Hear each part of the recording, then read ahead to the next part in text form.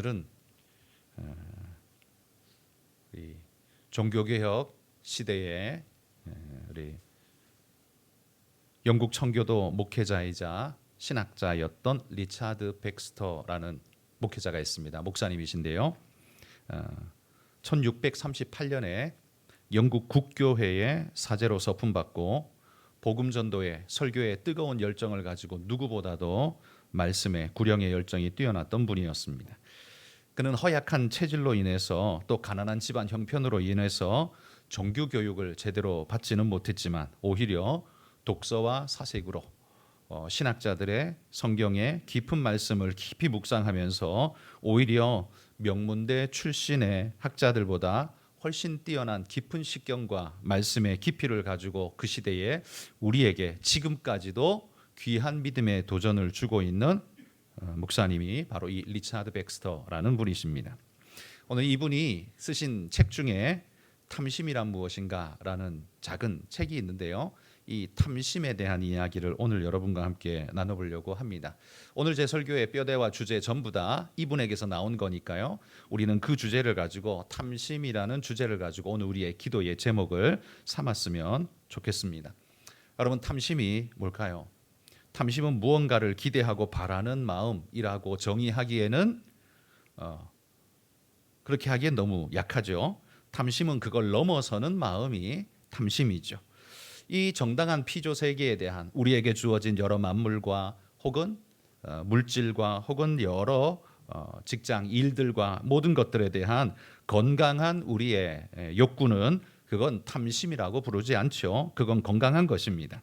그것은 우리의 육체를 유지할 수 있게 해주고 생명과 건강과 생기를 지키게 해주는 우리에게 필수적인 요소이죠. 그러니까 우리는 그걸 악으로 치부하지 않습니다. 그러나 탐심은 바로 그것이 추구해 가는 방향이 삐뚤어질 때 혹은 과다하게 나아갈 때, 그럴 때 우린 이걸 탐심이라고 부르게 됩니다.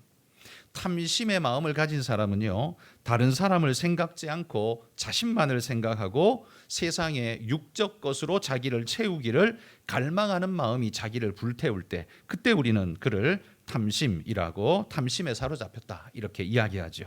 성경에도 보면 탐심에 사로잡힌 이야기, 사람들의 이야기가 참 많이 나옵니다. 예를 들어보자면 발람 선지자를 한번 생각해 보십시오. 이스라엘이 광야 40년을 지나 모압 땅에 이르렀을 때에 그들을 유혹하기 위해서 발락 왕이, 모압의 발락 왕이 발람 선지자를 불러서 저주해 달라고 했는데 하나님이 저주하지 마라 그러니까 저주는 못하겠고 그 대신 그들을 무너뜨릴 방법을 일러주죠. 요렇게 하면 쟤들 무너질 거야 라고 일러줍니다. 그런데 왜 발람은 굳이 하나님이 하지 말라는 걸 극구 그렇게 했을까요? 이유는 그 앞에 부분에 발락이 발람을 일명 모시러 갈 때 그 이유가 나옵니다. 금은 보화를 수레에 잔뜩 싣고 그에게 가서 이거 다 줄 테니까 와서 우리나라를 좀 구해 주십시오. 그렇게 요청했던 거죠. 그러니까 그 수많은 금은 보화가 거기에 유혹되어 버린 그 마음이 가지 말아야 할 길로 가도록 그를 삐뚤게 만들어 버린 거죠. 그래서 발람은 결국 나중에 어떻게 됩니까? 이스라엘의 손에 죽게 되는, 모압 왕도 함께 모압을 정벌하며 그들을 무찌를 때 함께 그도 함께 죽임을 당하게 되죠. 또 아간이라는 인물이 있죠.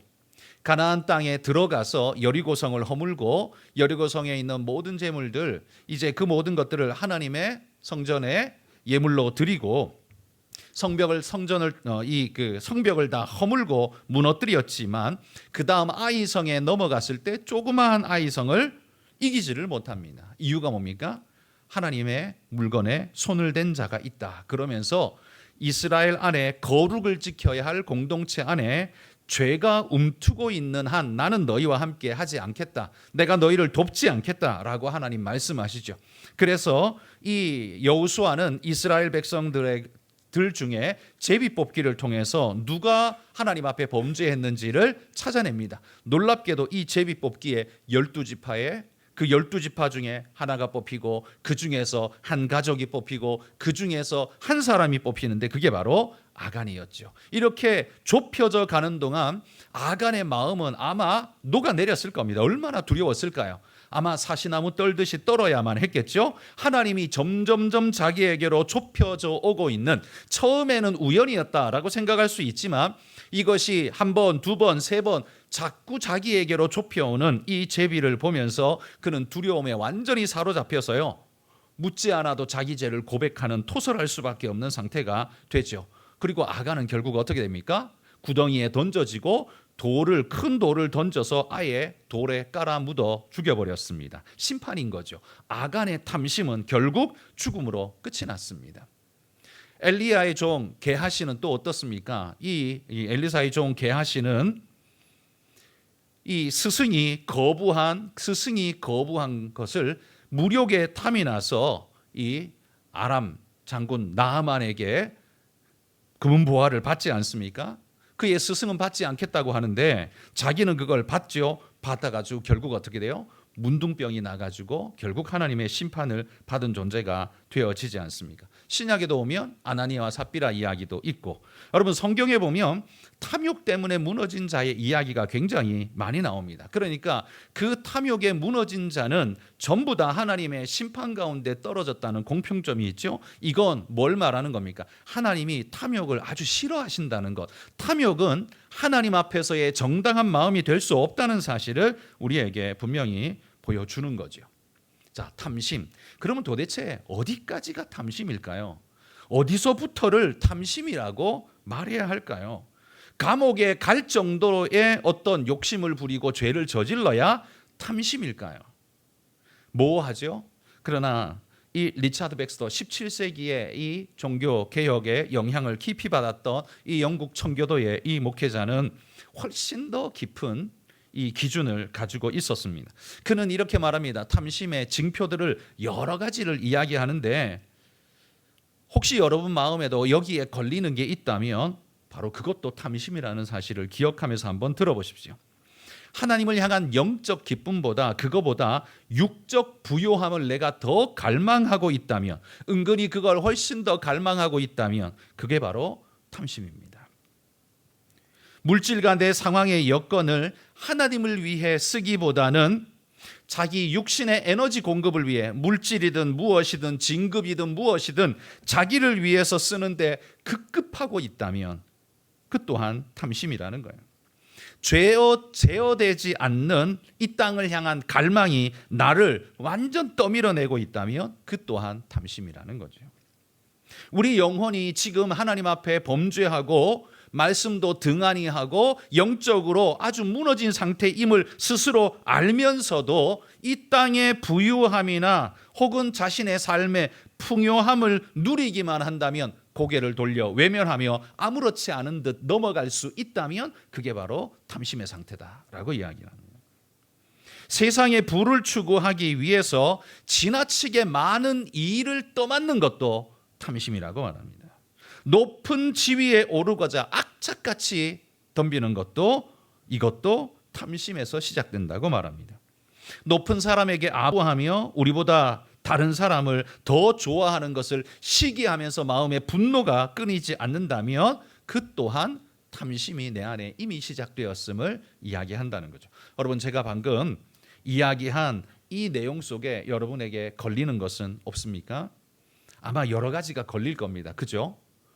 그러니까 세상 사람들은 감옥에 가거나 법정에서 죄라고 말해야 죄라고 인정하지만 그리스도인들은 그렇지 않습니다. 그리스도인은 어디부터가 죄예요? 하나님이 원치 않은, 싫어하시는 거기서부터가 죄인 거예요. 감옥에 가고 안 가고가 아니라 하나님이 원하지 않으며 그것이 발전하면 반드시 부작용을 낳게 되는 어떤 요소들, 그것부터가 벌써 죄라는 겁니다. 그러니까 세상 사람들이 볼 때는 그게 뭐 죄야 라고 말하는 그것부터가 죄라고 인식하고 마음에 이 두려움을 가지고 하나님 앞에서 떨며 주님 앞에 기도할 수 있는 마음의 상태, 여러분 그리스도인은 그런 마음을 가져야 합니다. 뻔뻔스럽게도 내가 무슨 죄 지었어? 나 감옥 간 적 없어. 난 법정에서 그런 판결 받은 적 없어. 여러분, 그렇게 법정에서 판결 받은 게 없다고 해서 죄 없다, 내게는 탐욕, 하나님 앞에 죄 지은 게 없다라고 말하면 그거야말로 영적으로 굉장히 아둔한 상태에 있는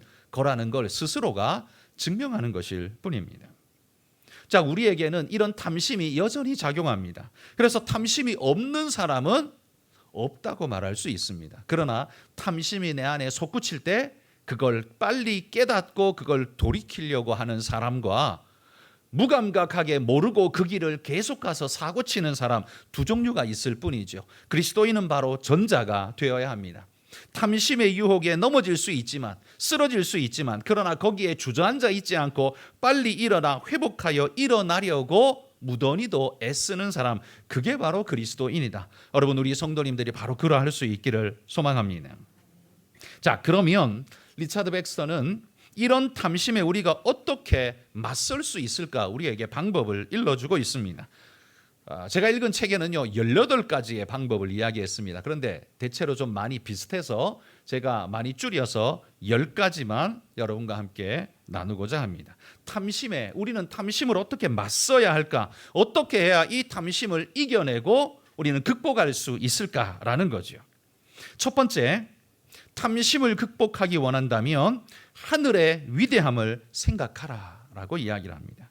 여러분, 영혼의 상태를 심각하게 바라보십시오. 하나님 앞에서 영원의 그 영원한 세계를 바라보며 이 땅의 부요함보다 하나님이 약속한 그곳이 얼마나 부요하고 대단하고 놀라운지에 대한 기쁨의 마음이 내 안에 있다면 이 땅에서 일어나는 내 안에 탐심의 마음을 우리는 이겨낼 수 있다는 거죠. 이 말로 보자면 여러분, 하나님을 사모하지 않는 자는, 천국을 소망하지 않는 자는 탐심을 이길 방법이 거의 없습니다. 그러니까 아무리 인격적이어도요 몇 번쯤 자기의 도덕과 인격으로 이겨내 줄 수 있을 겁니다. 그러나 온전히 이기지는 못합니다. 늘 가리어 놓고 10번 중에 몇 번만 이기고 대부분은 지더라도 자신은 몇 번 이겼다고 괜찮은 인물이라고 생각하게 될 겁니다. 그러나 여러분, 하나님 앞에 선 그리스도인들은 어떻습니까? 하늘의 위대함을 생각하는 사람은 그들이 생각하는 마지노선보다 훨씬 더 우리는 하나님 앞에 깊이 그것을 떨면서 하나님 앞에, 하나님, 내가 주님을 더 사랑하고 주님 말씀을 더 붙잡기 원한다는 마음으로 탐심을 더 멀리하는 자가 될 것입니다. 자신이 누리게 될 영원한 상태, 하늘의 축복을 생각하지 못하는 자는 결코 이 땅의 유혹을 이길 수 없습니다. 여러분, 오늘 이 시대 그리스도인 중에 이게 빈말이 아니라 이거 진짜 이런 분들 많은데요, 하늘을 전혀 생각하지 않는 그리스도인이라고 말하는 교회 다니는 사람이 꽤나 많습니다.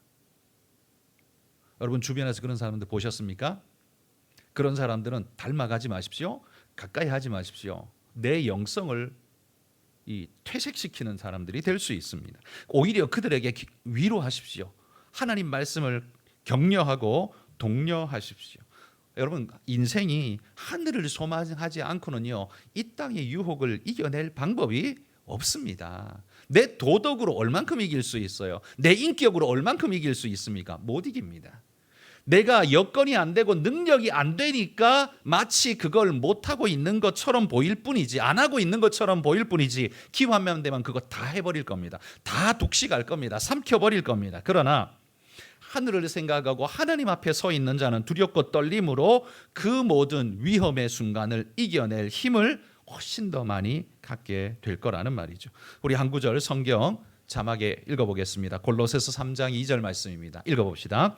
위의 것을 생각하고 땅의 것을 생각하지 말라. 여러분, 위의 것이 생각나지 않는 사람은 땅의 유혹을 절대로 이길 수 없습니다. 그러니 여러분, 오늘 우리가 기도할 때 무슨 기도를 해야 될까요? 하나님, 이것도 주시고 저것도 주시고 잘되게 해주시고 합격도 주시고 건강도 주시고 돈도 주시고 이것도 주세요.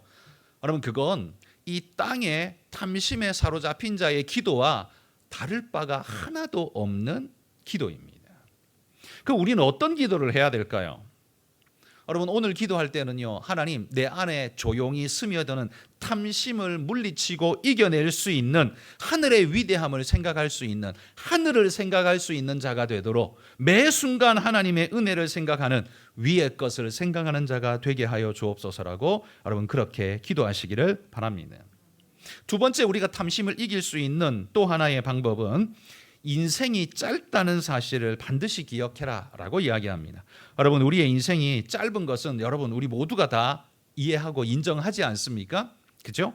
나이가 드신 분이면 드신 분일수록 더욱더 이걸 절감할 겁니다. 아직 10대, 20대는 시간이 왜 이렇게 안 가라고 말할 수 있을 겁니다. 그러나 조금만 지나보십시오. 시간이 언제 이렇게 갔나 하고 순식간에 지나가게 될 겁니다. 그래서 리차드 백스터는 그리스도인들에게 이렇게 말합니다.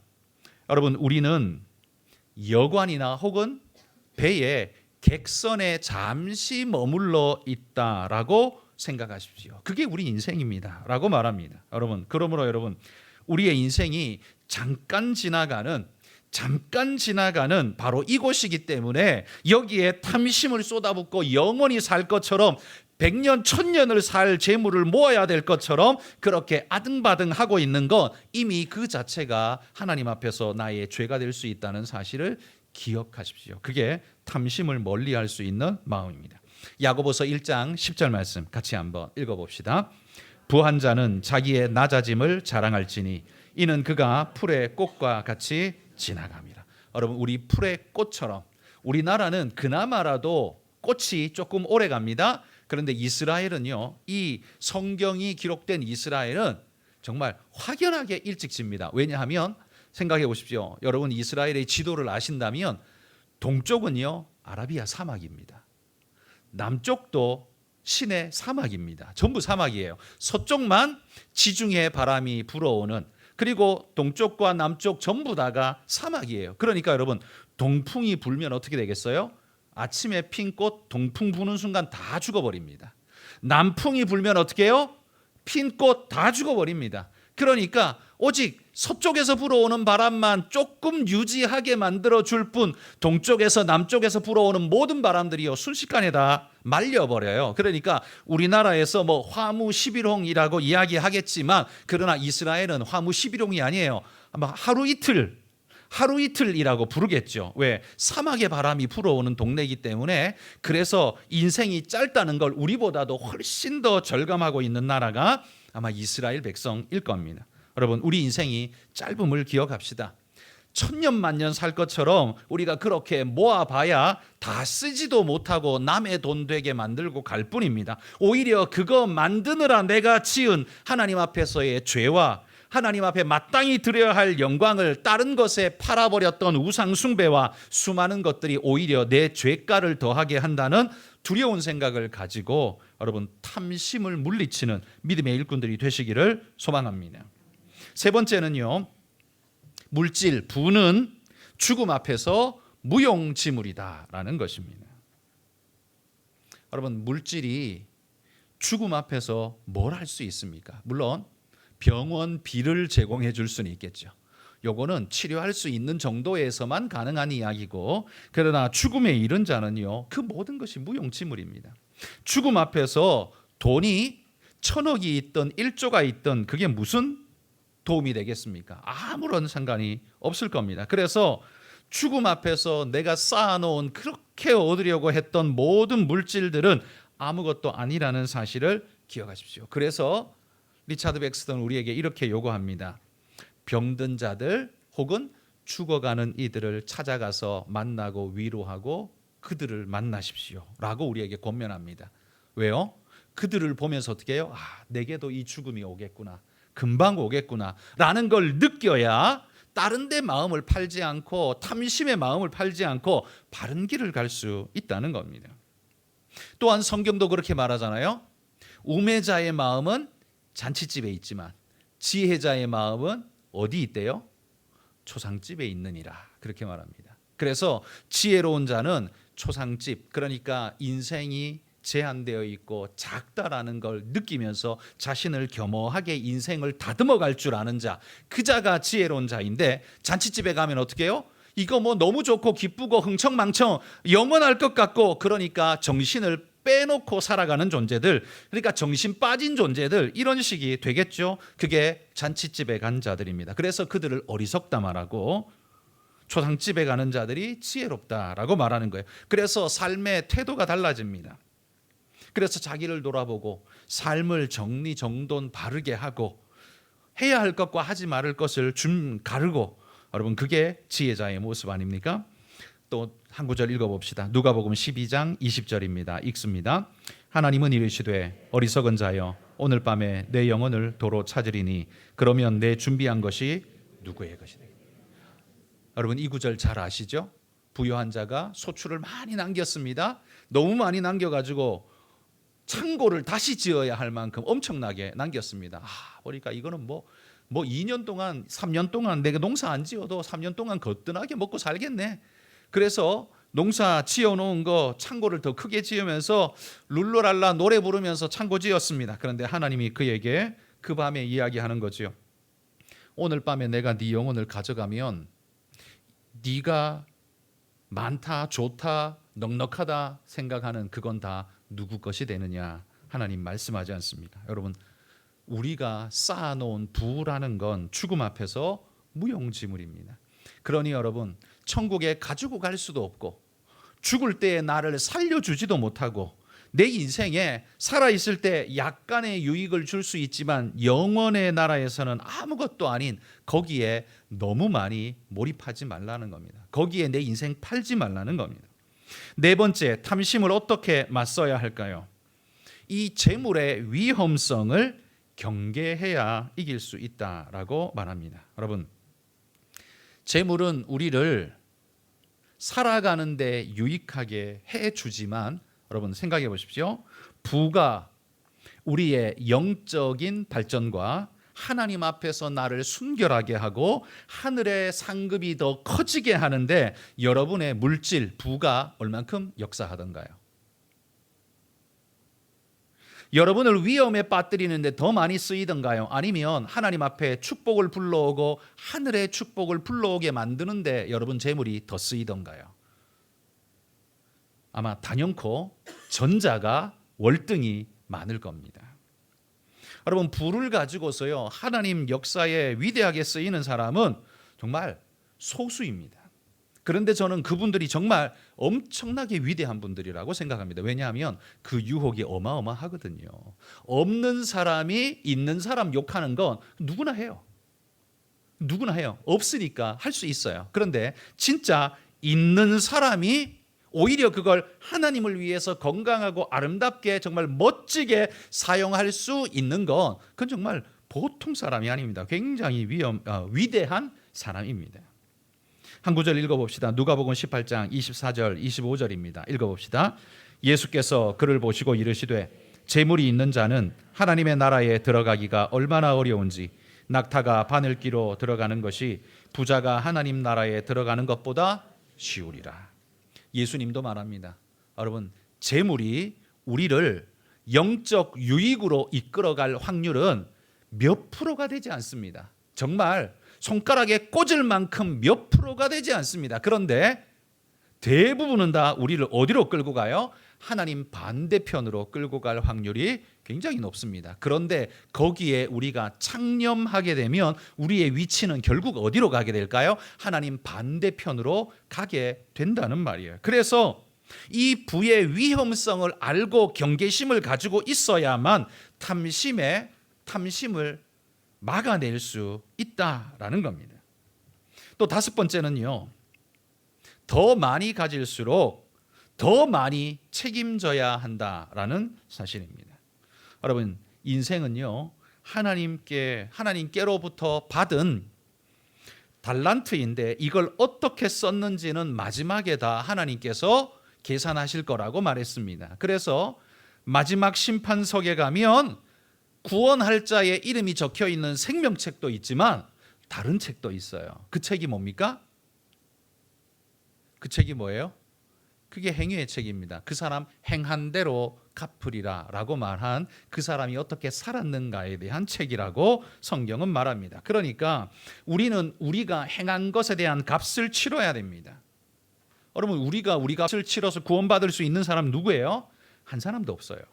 예수님 때문에 우리는 천국 갈 수 있는 거지 자신의 행위로 그거 갚아서 갈 수 있는 사람 단 하나도 없습니다. 그래서 여러분, 우리는 재물을 오히려 많으면 많을수록 내가 하나님 앞에서 계산해야 될, 책임져야 할 일이 엄청나게 많다는 사실을 기억하고 오히려 재물이 많아지는 걸 두려움으로 느낄 수 있는 그런 마음의 상태여야만 탐심을 이겨낼 수 있다는 겁니다. 아니면 뭐예요? 우리는 모두 다 이렇게 생각합니다. 다다익선이라. 그죠?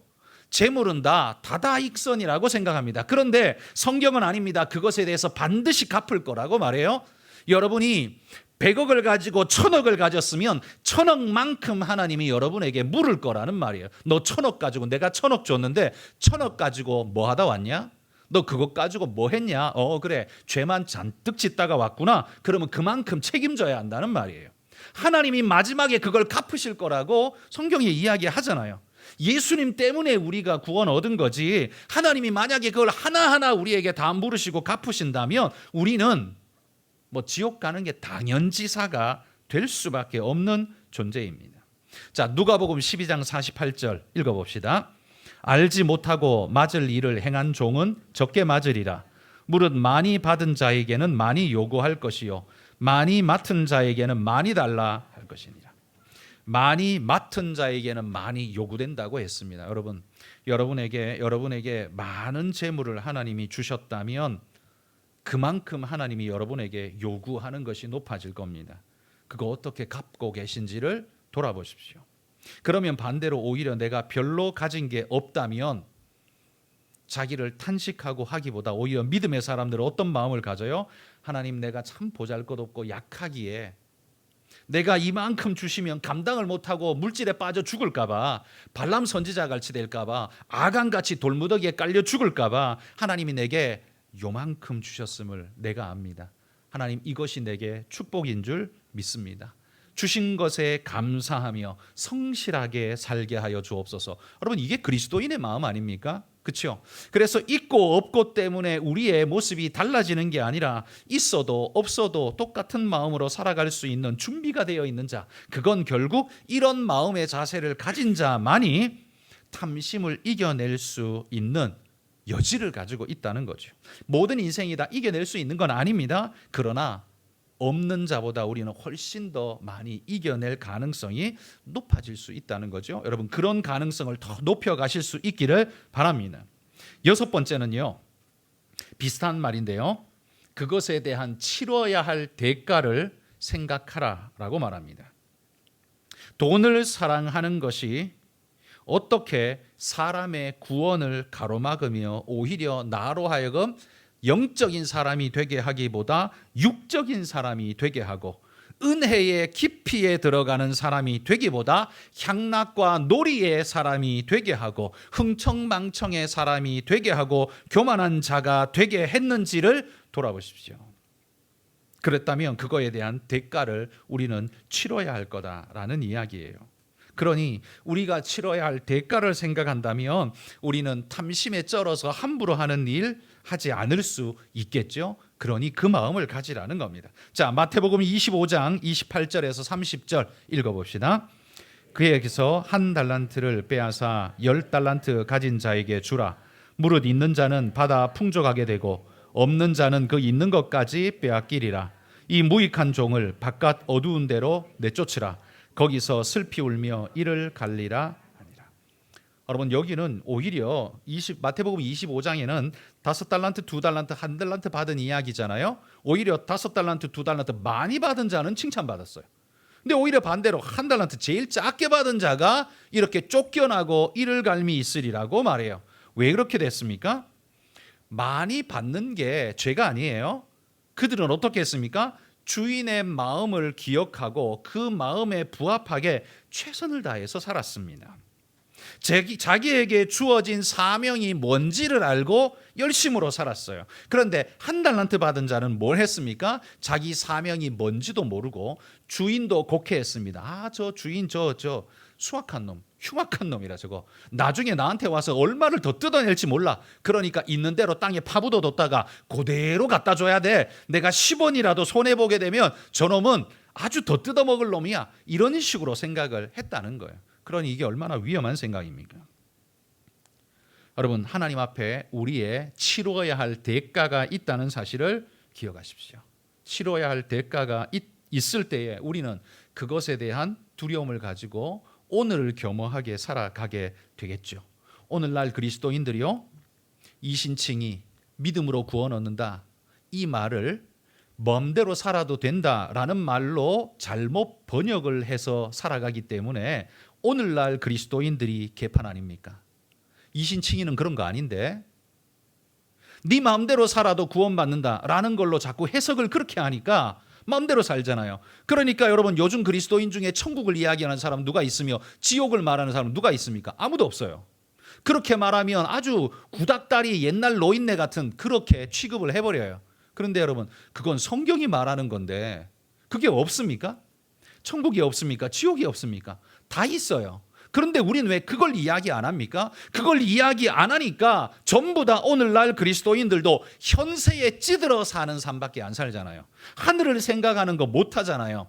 오늘 주어진 것이 하느님의 축복이다 그러면서 흥청망청 살아도 하나님의 복이다라고 그렇게 잘못 해석하면서 살아가잖아요. 자기가 책임져야 할 내일이 있다는 것에 대해서 전혀 생각하지 않잖아요. 그러니까 자기 삶에 절제가 없고 하나님 앞에서 자기를 다듬는 일이 없습니다. 그러니 삶이 개판인 거지요. 그러니 그리스도인들이 세상에 무슨 덕을 나타내고 무슨 모범이 되겠습니까? 여러분, 천국을 잃어버리고 지옥을 잃어버린 그리스도인들은 방종하게 되어 있습니다. 가만 내버려둬도 방종하게 되어 있습니다. 저는 오늘 우리 한가람의 모든 성도들이요, 천국과 지옥을 잃어버리지 않으셨으면 좋겠습니다. 지옥이 없다라고 말하듯 살아가는 교회 다니는 사람들이 부지기수로 많은 시대입니다. 우리 교회도 털면 몇 명이 나올지 그냥 두렵기만 합니다. 도대체 몇십 프로가 나올까요? 우리 교회 다니는 사람 중에 천국 지옥 나 그런 거 안 믿어. 근데 나는 그냥 예수님의 사랑 그건 좋아. 그래서 교회에 오는 사람이 도대체 몇 명이나 될까요? 그런 사람은 도덕적 삶을 살 뿐 신앙적 삶을 사는 게 아니에요. 그 사람은 육적인 삶을 살 뿐 영적인 삶을 사는 게 아닙니다. 착각하고 있는 거예요. 성경이 말하는 바른 관념, 바른 가치, 바른 기준으로 바르게 주님 따라가시기를 바랍니다. 7번째는요, 우리가 어떻게 해야 탐심을 맞설 수 있냐면 7번째, 그리스도의 본을 생각하라라고 말합니다. 이 땅에서 주님이 어떻게 살았는지를 보십시오. 여러분, 천국과 지옥을 누구보다 잘 아는 분이 예수님 아닐까요? 이 땅의 인생 중에 천국과 지옥을 예수님보다 더 잘 아는 사람이 어디 있겠습니까? 그분이 주인이시니 그분보다 더 잘 아는 분이 누가 있겠어요? 그러니 여러분, 그분이 어떻게 살았나를 보고 나도 저렇게 살아야겠구나라고 생각하고 그분 따라 살면 우리의 삶이 가장 아름다울 줄 믿습니다. 탐심에 사로잡히지 않을 줄 믿습니다. 요한일서 2장 15절 말씀 읽어봅시다. 이 세상이나 세상에 있는 것들을 사랑하지 말라. 누구든지 세상을 사랑하면 아버지의 사랑이 그 안에 있지 아니하니. 자, 여기서 세상은 그냥 우리가 살아가는 사회 단순하게 그렇게 해석하면 안 됩니다. 여기는 욕심과 탐욕에 찌들어 하나님을 대적하는 세계, 문화 세계, 그렇게 이해하는 게 오히려 맞겠죠. 그런 세상을 사랑하면 어떻게 돼요? 우리는 하나님 반대편에 가서 서 있게 된다는 말입니다. 그것이 요구하고 그것이 끄는 대로 따라가면 바로 그렇게 끌려가게 된다는 말이에요. 그러니 주님을 생각하십시다. 마귀가 예수님에게 이 돌덩이를 떡덩이 되게 하라고, 나한테 한번 절만해, 십자가 안 져도 돼, 그러면 어렵게 골고다 길을 왜 가? 그냥 나한테 한번 절만해, 그럼 다 줄게, 네가 이루고자 하는 것 다 이룰 수 있어 라고 말하는 이 탐심의 유혹을 예수님은 어떻게 이겼습니까? 말씀으로 단숨에 이겨내셨습니다. 여러분, 우리도 예수님 따라서 그렇게 탐심의 유혹을 이겨내는 믿음의 일꾼들이 되시기를 바랍니다. 여덟 번째는요, 탐심을 어떻게 맞설 수 있느냐? 세상 물질의 목적을 기억하라, 이렇게 말합니다. 리차드 백스터는요, 이걸 깨달은 거죠.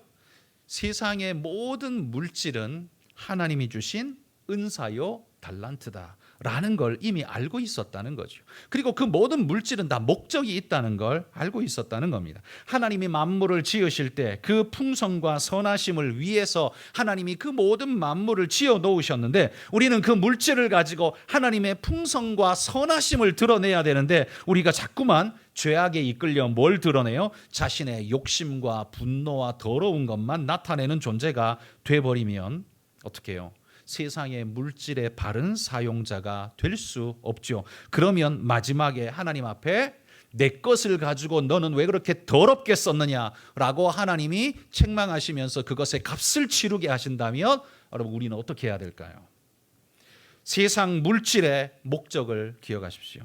그 모든 것은 하나님을 위해, 하나님의 영광을 위해 지어졌고, 우리가 그 영광에 부합하게 따라갈 때, 그걸 사용할 때 우리는 하늘의 신령한 축복을 덧입는 자가 될 것입니다. 디모데전서 4장 4절 5절입니다. 읽어봅시다. 하나님께서 지으신 모든 것이 선함에 감사함으로 받으면 버릴 것이 없나니 하나님의 말씀과 기도로 거룩하여짐이라. 자, 여기 하나님이 주신 세상의 것들인데요, 세상의 것은 무조건 선하고 좋다 이렇게 말하고 있는 게 아니에요. 세상의 것은 무조건 선하고 좋다고 말하는 게 아니에요. 그렇게 말하는 사람들은 지 맘대로 하고 싶으니까 성경을 그렇게 지금 오도하고 있는 겁니다. 성경이 뭐라고 말해요? 하나님이 지으신 모든 것은 선한 목적으로 지었어요. 그러면 그걸 사용하는 것도 선한 목적에 맞게끔 써야 해요. 그러면 어떻게 그렇게 해야 어떻게 그렇게 쓸 수 있느냐? 그건 감사함으로, 주어진 것을 감사한 마음으로 받으면, 탐욕이 아닌 감사로 받으면 감사로 반응하는 사용법이 나올 것이며, 뿐만 아니라 하나님의 말씀과 기도로 그 물질을 선하게 거룩하게 만들어가게 될 거라는 겁니다. 그러므로 여러분, 여러분에게 주어진, 하나님이 여러분에게 주신 직장과 월급, 연봉, 무엇이든 은사와 달란트, 여러분 그거 놓고 기도하셔야 한다는 거예요. 왜? 하나님, 이것이 나를 유혹하는 요소가 아니라 하나님 앞에 나를 거룩하게 하는 요소가 되게 하여 주옵소서라고 기도하시기를 바랍니다. 여러분, 통장 안에 액수가 높아지면 높아질수록 우리의 위험성이 기하급수적으로 높아지지 않습니까? 그러니 우리는 그걸 막을 방법이 없는데, 힘이 없는데, 그러니 어떻게 해요? 하나님 앞에 미리미리 기도하십시오. 미리미리 기도하십시오. 이렇게 말하면 여러분이 어떻게 받으실지 이 좀 삐딱한 마음으로 들으실지도 모르겠는데요, 바로 그 훈련의 가장 기초가 뭔지 아십니까? 11조 훈련입니다. 11조. 여러분이 10만 원 벌 때 10,000원을 헌금하는 건 그리 어려운 일이 아닙니다. 그런데 여러분이 한 달에 1,000만 원을 벌 때 100만 원을 11조 하는 건 굉장히 어려운 일입니다. 그런데 그것이 하나님의 선한 기도와 말씀으로 거룩해져서 하나님의 역사에 쓰임받는, 감사함으로 내게 주신 은사요, 하나님께서 나로 하여금 이것을 선하게 사용하여 하나님 역사에 쓰임받는 자 되라고 내게 주신 거라면, 하나님, 그것의 10분의 1, 그것은 하나님이 내게 주신 것을 믿는 증표요, 증거입니다. 내 믿음의 고백입니다. 여러분, 그렇게 하나님 앞에 드리는 것이, 그게 11조입니다. 교회는 세금 걷는 게 아니에요. 만약에 세금이라면 안 내는 사람들을 다 페널티를 줘야 될 거 아니에요. 그런데 여러분, 교회 안에 11조 안 내는 사람들이 수두룩 빽빽한데 그 사람들한테 교회가 언제 페널티를 줬어요? 안 줬어요. 그러니까 세금으로 걷는 게 아니라는 말이에요. 여러분의 믿음의 고백이에요. 여러분의 믿음의 고백이에요. 안 낸다고 해서 누가 뭐라고 하지 않아요. 그런데 여러분, 하나님은 그걸 아시고 하나님은 그걸 들으세요.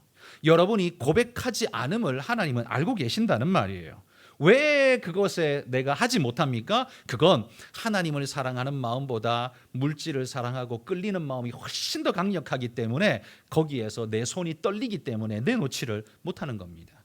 사회적인 눈으로 보니까 자꾸 삐딱한 소리로, 유튜브에서 맨날 그런 것만 자꾸 골라가면서 들어보니까 자꾸 삐딱한 생각이 여러분 머릿속을 지배하는데요, 하나님 말씀대로, 성경대로 한번 생각해 보십시오.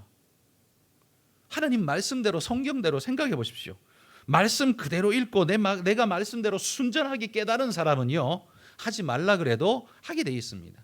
여러분, 멜기세덱이 아브라함한테 야, 네가 지금 되찾아온 거 10분의 1 나한테 내놔. 언제 그랬습니까? 아무 말 안 했어요. 달라 소리 절대 안 했습니다. 그런데 아브라함이 알아서 은혜와 감격 속에서 10분의 1을 드리면서 11조라는 게 첫 모양이 거기서부터 나오잖아요. 하나님 앞에 감사로 드리는 예물로서 나오잖아요. 하나님이 거기에서 얼마나 큰 축복을 주시는지도 우리는 보잖아요. 그러니까 여러분이 탐심을 어떻게 맞서야 하는가라는 이 주제로 이야기하는데, 여러분이 가장 표면적으로 드러나는 것, 쉽게 말해서 여러분이 11조를 못하고 계신다면 여러분은 지금 탐심에 무너져 있다는 극명한 증거입니다. 그건 뭐 빼도 박도 못하는 분명한 증거예요. 왜 안 하고 있는가를 한번 써보십시오. 노트에다가. 나는 왜 안 하고 있는가. 오늘만 쓰지 말고요, 이거 내일 또 써보세요. 그러면 오늘 생각 못했던 거 내일 또 생각납니다. 그거를 일주일 내도록 한번 써보십시오. 계속해서 나올 겁니다. 그리고 그걸 나중에 종합해서 읽어보면 결국 내가 탐심을 섬기고 있었지 하나님을 예배하고 있었던 건 아니었구나 라는 사실을 눈으로 발견하게 될 겁니다. 그러니까 우리는 바쁜데 그냥 지나다니니까 우리의 허물과 죄도 다 지나가 버리니까 아닌 것처럼 보이죠. 그걸 써보십시오. 하나하나 써보십시오. 써보면요, 극명하게 드러날 겁니다. 하나님은 여러분이 매일의 삶에서 고백하기를 원하십니다. 하나님 앞에 매일 기도하고 말씀 읽는 것도 여러분 신앙의 고백이에요. 여러분이 하나님 앞에 예배하러 나오는 것도 신앙의 고백이에요. 여러분, 이게 얼마나 큰 축복인지 여러분 그 축복을 받아 다 누리시기를 축복합니다. 탐심을 맞서게 하는 9번째는요, 하나님의 약속을 기억하면 맞설 수 있습니다. 하나님의 약속이 뭡니까? 성경에는요, 손해 같지만 하나님 말씀대로 순종해서 복받은 사람들의 이야기가 가득합니다. 그렇지 않습니까? 손해 같지만, 사회적으로는 손해 보는 것 같지만 하나님 말씀에 순종해서 복받은 이야기로 성경에 가득합니다. 여러분, 그들은 왜 그런 복을 받았을까요? 하나님이 그걸 약속하셨기 때문입니다. 교회에 나왔으니까 복 준다가 아니라 하나님 말씀을 사모하고 그 말씀을 붙잡는 자에게 하나님이 복을 주십니다. 얼만큼 주실까요? 누가복음 6장 38절입니다. 같이 한번 읽어봅시다. 주라, 그리하면 너희에게 줄 것이니 곧 후히 되어 누르고 흔들어 넘치도록 하여 너희에게 안겨주리라. 저는 여러분에게 이렇게 도전합니다. 여러분이 믿음으로 이 말씀을 진짜 믿음으로 고백하고 그렇게 사신다면, 그래서 여러분 삶을 이 말씀에 걸어본다면 하나님이 그에 합당한 은혜의 축복을 반드시 주실 겁니다. 여러분, 그걸 믿음으로 증거를 가지셔야 돼요. 제가 여러 번 아마 말씀 드렸을 거예요. 제가 20대 전도사 시절에 저는 20살, 21살 때부터 전도사를 했으니까요. 전도사 하는데 중고등부를 사실은 제일 오래 했습니다. 중고등부 사역을 제일 오래 했는데, 중고등부 애들은요, 먹여야만 일이 되는 애들이잖아요. 얘들은 먹여야만 교육이 되고 먹여야만 일이 돼요. 안 먹이고는 일이 안 돼. 그래서 저는요, 토요일마다 성경 공부하고 애들 항상 떡볶이 사 먹이고 만두 사 먹이고 항상 먹였어요. 근데 그때 저는 그럼 나는 부유한 집안의 자식인가? 아니에요. 저는 가난한 집안의 자식이에요. 제가 그때 부모님께 용돈 받아서 살았습니다. 용돈 받아서 살았는데요, 그 용돈에 사실은 저는 기숙사 생활을 했으니까요, 밥 사 먹고 책 사면 그것도 모자라는 돈이에요. 밥 사 먹고 책 사면요, 나머지는 한 개도 할 수 있는 게 아무것도 없는 금액이었어요. 되게 작은 금액이었어요. 그런데요, 그 중에서도요, 저는 떼가지고 11조가 당연히 하는 거고요, 그 중에서도 떼가지고 전도사 할 때는요, 무조건 토요일마다 애들 사줬습니다. 왜요? 걔들은 입에 뭐가 들어가야 이 귀가 열리거든요. 입에 뭐가 물려야 귀가 열리는 애들이니까 말씀을 듣게 하기 위해서는 입에 뭔가를 물려줘야 돼요. 나는 거기에 쏟아부은 돈이요, 제가 책 사본 돈만큼 많을 겁니다. 아마. 물론 비유적인 이야기입니다. 책 산 돈이 더 많죠. 걔들한테 그만큼 제가 많이 쏟았다는 이야기예요. 저는 제 자신을 위해서 쓴 돈은 진짜 거의 없었습니다. 저는 중학교 2학년 때 이후로 유행가 부르면 지옥 가는 줄 알았어요. 그래서 전 유행가도 안 불렀어요. 진짜. 중학교 2학년 예수님 영접하고 난 다음부터는요, 저는 가요도 안 불렀어요. 가요 부르면 하나님한테 혼나는 줄 알았어요. 저는 그렇게 신앙생활을 했습니다. 그리고 전도사 때는 애들 말씀으로 먹이기 위해서요, 나는 굶어도 애들은 줬습니다. 그러니까 말씀을 주기 위해서 그렇게 살았어요. 그때 저는 마음에 뭘 믿고 있었냐면 저 이 말씀을 믿었어요. 주라 그리하면 줄 것이니 곧 후히 되어 누르고 흔들어 넘치도록 안겨주리라. 내가 눈에 보이는 요만큼을 하나님 앞에 드리면 이후에 하나님은 보이지 않는 어마어마한 것을 하나님이 내게 갚으실 것입니다. 그걸 믿는 사람은 줄 것이며 안 믿는 사람은 못 줄 것입니다. 그렇죠? 그래서 믿음대로 산다는 말이 거기 딱 맞는 거예요. 여러분이 이 말씀을 믿는다면 하실 거예요. 근데 안 믿으면 절대 안 하실 겁니다. 믿으시기를 축복합니다. 하나님께 받는 것이 더 100배나 1000배나 10,000배나 크다는 사실을 기억하고 줘보십시오. 여러분, 저는요, 제가 사실 만으로 41에 우리 교회 담임 왔지 않습니까? 제 동기 중에 아마 제일 빠르게 담임 간, 그것도 조그만 교회도 아닌 그래도 중형의 교회에 왔습니다. 제 동기들에 비하면 제가 굉장히 빨리, 엄청 빨리 잘 온 케이스였습니다. 저는 그걸 어떻게 생각하냐면, 내가 하나님 앞에 순전한 믿음의 마음으로 충성스럽게 하나님 앞에 1개를 드렸더니만 하나님이 내게 1000개를 10,000개를 이렇게 주셨구나라고 저는 그냥 그렇게 믿습니다. 전 그렇게 믿어요. 뭐 실력이 좋아서, 기회가 좋아서, 여건이 좋아서, 뭐가 좋아서 사람들이 보면 그렇게 볼 수도 있을지 모르지만 저는 그런 거 없어요. 제가 늘 말하잖아요. 저는 유학도 안 가봤습니다. 박사학위도 없습니다. 그런 내가, 요즘은 담임 가기 힘듭니다. 그런 사람들. 그런데도 신통방통 제가 여기 왔잖아요. 여러분을 잠시 눈 멀고 귀 멀게 해가지고 하나님이 여기다 나를 딱 박았잖아요. 그죠? 얼마나 감사한 일이에요.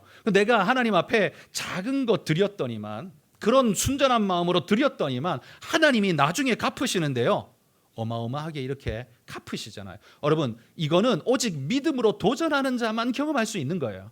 여러분, 도전 안 하니까 못 얻는 거예요. 하나님 믿음으로 도전하지 않으니까 못 얻는 거예요. 도전해 보십시오. 하나님이 주실 줄 믿습니다. 하나님의 약속은 허언이 없습니다. 그러니 하나님의 약속을 기억하는 자만이 탐심을 이겨낼 수 있는, 맞설 수 있는 힘이 있다는 사실을 기억하십시오.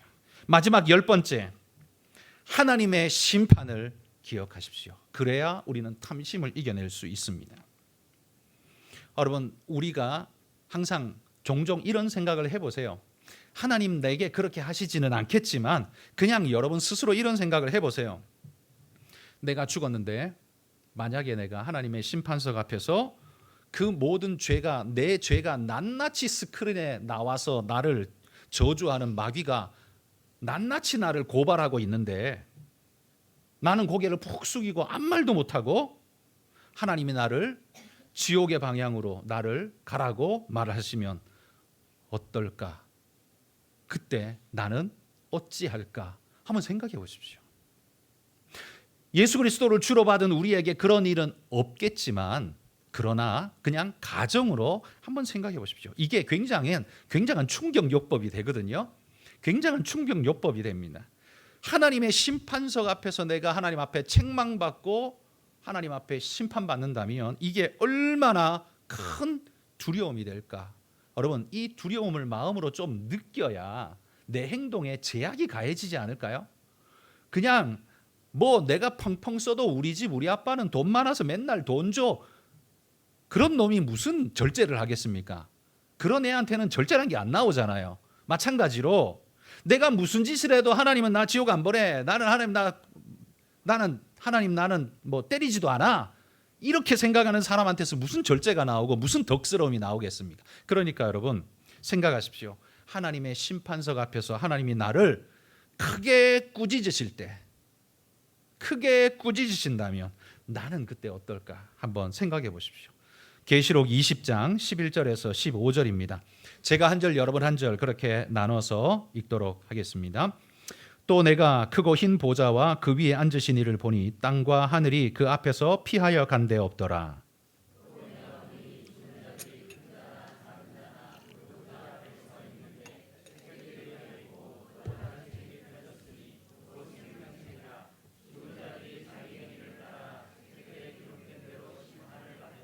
바다가 그 가운데에서 죽은 자들을 내주고 또 사망과 음부도 그 가운데에서 죽은 자들을 내주매 각 사람이 자기의 행위대로 심판을 받고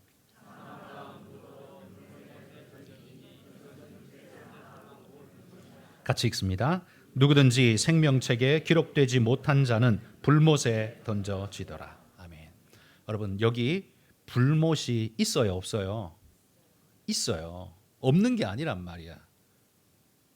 없는 것처럼 살면 안 돼요. 그러면 우리 삶에 절제가 없고요, 제약이 없고 막 살아가게 돼요. 하나님 말씀도요, 막 떠넘기면서 대충 살아가게 돼요. 여러분 마음에 하나님을 좀 기억하십시오. 그리고 그 무서운 심판도 좀 기억하십시오. 생명책에 기록되었기 때문에 내가 사는 거지, 내가 잘나서 그렇게 사는 게 아니라는 부끄럽고 창피스럽고 민망한 마음으로 하나님 앞에서 고개 못 드는 나, 여러분 그런 마음으로 하나님 앞에 한번 서보십시오. 그러면 함부로 막 하는 일은 아마 우리에게 없으리라 생각합니다.